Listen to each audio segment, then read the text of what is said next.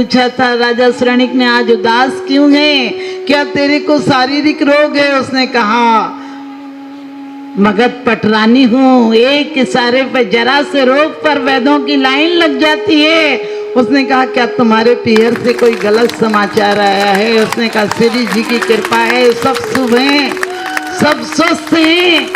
उसने कहा, फिर तुझे किसी दासी ने क्या अपमानित किया है, अवहेलना की है? उसने कहा, किसकी मजाल जो मेरी तरफ टेढ़ी निगाह से देख ले, उसे क्या मौत ने बुलाया है? तो राजा श्रेणिक ने पूछा था, फिर तू आज उदास क्यों है, आज तू उदास क्यों है? तो उसने कहा था कि जो आज जिसको प्राणनाथ समझती हूँ, सर्वस्व समझती हूँ, उसकी गति को देख देख कर रोती हूँ कि विधवा तो एक दिन रो लेती है, सती उसकी मति को देख कर रोती है कि कल तुम्हारी गति क्या होगी। और ध्यान रखना, एक बार नहीं कितनी बार उसने पुरुषार्थ किया। आप जैसी होती तो बोले वो नहीं माने तो खाने लगे। आप सबको पता, वो नहीं माने, उन्हें मनाना था तुम्हें, उन्हें अपने अनुसार करना था। और लड़बड़ की मत करना, कोई ज्यादा ही कंस हो तो उसके पीछे अपने अंश को खराब मत कर दें। कई महिलाएं कहती, माता जी वो मानते नहीं, तुम्हारे ललितपुर में भी हमसे महिलाएं आकर बोलती हैं। हम कहते हैं, एक महिलाई बोली, माता जी शांति नहीं मिलती है, कहीं भी चले जाओ। हमने कही, अशांति पैदा तुमने हमसे पूछ के की थी क्या? अशांति बिना पूछे पैदा कर लिया, शांति पूछने हमारे पास चले आते हो। अरे जहां से अशांति पैदा हुई उसी जगह से शांति पैदा होगी। और आप लोग ध्यान रखना, आप नरकों की बात कर रहे थे, मैंने कहा बदनसीबी, हमें भूख नहीं लगती है क्योंकि हमारा शारीरिक व्यायाम नहीं होता है। लेकिन फिर भी आपको बता दो कि आज हमारा सम्यक व्यायाम खत्म हो गया तो भूख कहाँ से लगेगी। आज भी आदमी दिन भर खेत खलियानों में काम करे, पैदल आए जाए, शाम को वो रोटी में स्वाद आएगा जो 56 प्रकार के व्यंजनों में नहीं आता। लेकिन महिलाएं नियम ले लें कि जब हम भोजन बनाएंगे तो वास्तव में इतने शुद्ध भावों से भोजन बनाएंगे कि भोजन हमारा भोग हो जाए। भोग हो जाए यानी, क्योंकि आपको पता है कैंथा वाकर डॉक्टर कहता है कि जो लोग भोजन करते हैं उससे आधे भोजन से हमारा काम चलता है, समझे। एक नीरो नाम का सम्राट हुआ अफ्रीका में, वो इतना भोजन करता था और वुमन कराने के लिए डॉक्टर रखता था, है ना, पंख कोई रखता था तो उससे वुमन हो जाता, फिर खाता। तुम लोग भी खाने के लिए इतना खाते हो, इतना खाते हो, कुछ भी खाते हो, कहीं भी खाते हो, कभी भी खाते हो, किन भी भावों से खाते हो और किसी का भी खाते हो, समझ गए। कब खाएं, किन भावों से खाएं, कितना खाएं और कैसे खाएं। आप जब भोजन करने बैठते हैं, एक बिल्ली पर परीक्षण किया गया, उस पर मशीन लगाई गई, यंत्र लगाए गए, बिल्ली को भोजन दिया गया, सामने अचानक भोजन पचने लगा, वैसे ही कुत्ते को लाया और कुत्ता भौंकने लगा। बिल्ली के अंदर भय कंपित हुआ और भोजन पचना बंद हो गया।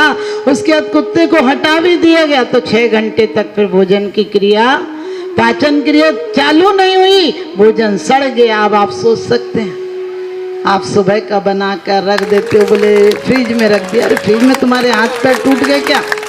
जब आते हैं तब खिला दो ना ताजा बनाकर। और कभी भी ऐसा भोजन मत करना।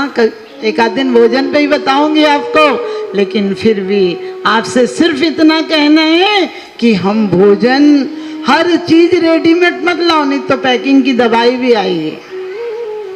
हर चीज पैकिंग की मंगाओगी तो फिर पैकिंग की दवाई भी आएगी, फिर सड़ना। इसलिए कोशिश मत करना। हम लोग उन लोगों को खुश नसीब समझते जिनके घर हर काम के नौकर लगे।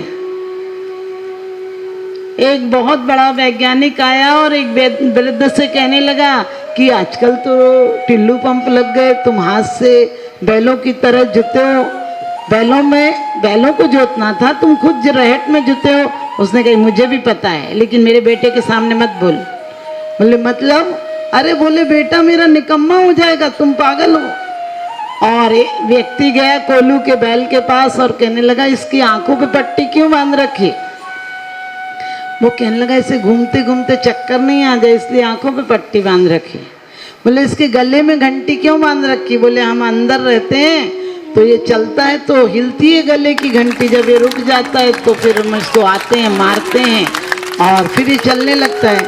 तो वो कहने लगा कि भाई साहब यदि खड़े खड़े गर्दन घुमाता रहे तो, एक खड़े खड़े गर्दन घुमाता रहे तो फिर क्या होगा? उसने कहा भाई साहब ललितपुर वालों जैसी वकालत नहीं पढ़ रखी, पढ़ लेगा तो और कोई रास्ता निकाला जाए। आप लोग बहुत ज्ञानी हो लेकिन ज्यादा ज्ञान का जीर्ण हो जाता है। बोला हमें तो सब आता है। इसलिए ध्यान रखना, समझदारों के लिए इशारा काफी है। यदि नरक नहीं जाना चाहते हो और आज से कभी भी बच्चे को लेते हो, तुम बच्चों को आधा बीमार कर देते हो, तुम बच्चों के हितैषी नहीं हो।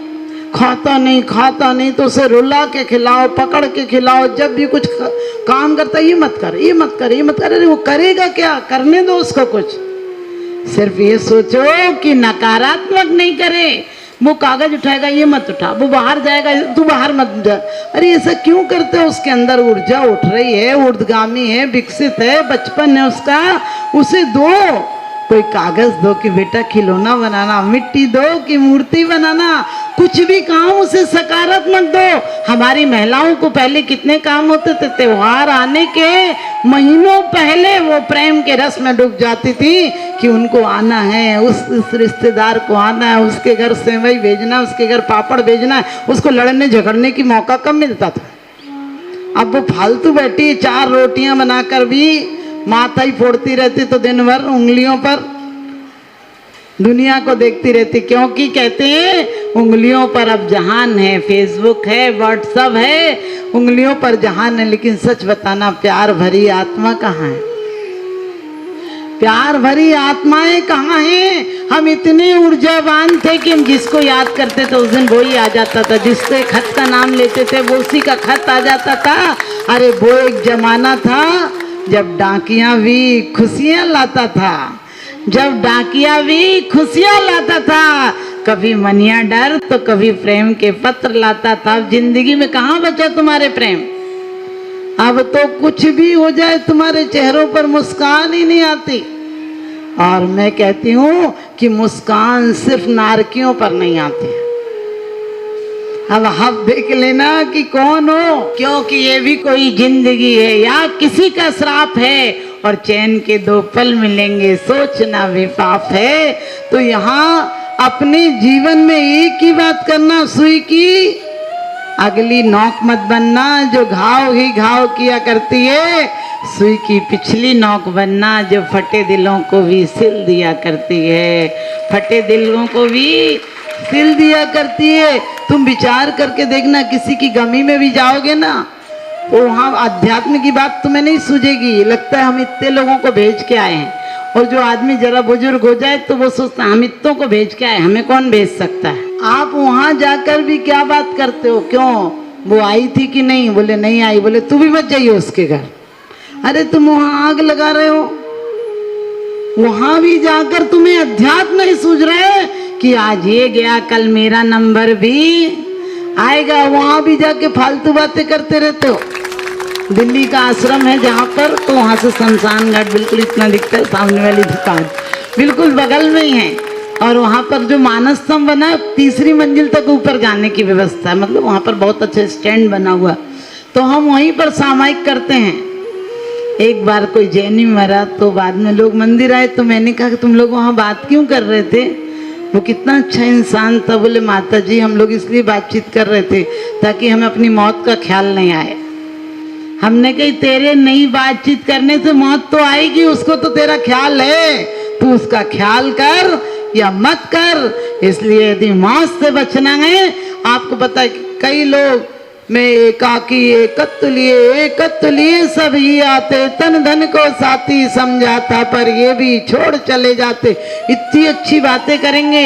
एक व्यक्ति तो कहने लगा माता जी ये स्वर्ग कितना ऊपर है, इसके ऊपर इसका कितना स्थान है। मैंने कही प्लाट लेने का मन है क्या? प्लाट लेने का मन है क्या? बोले नहीं बताओ तो सही।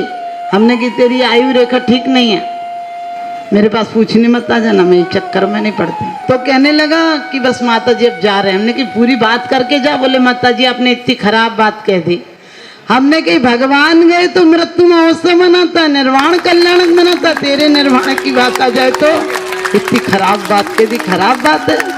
आप देखो किसी के सामने भी कह दो कि 1-2 साल में तो हम चले जाएंगे, माता जी ऐसी बुरी बातें मत करो। हमने कही बुरी बातें हैं, हमारे आचार्यों ने कहा है करिष्यामि करिष्यामि करिष्यामि चिंतयेत् मरिष्यामि मरिष्यामि मरिष्यामि विस्मरेत्। मैं करूंगा करूंगा ऐसा चिंतन करता है, मैं मरूंगा मरूंगा ऐसा चिंतन क्यों नहीं करता है।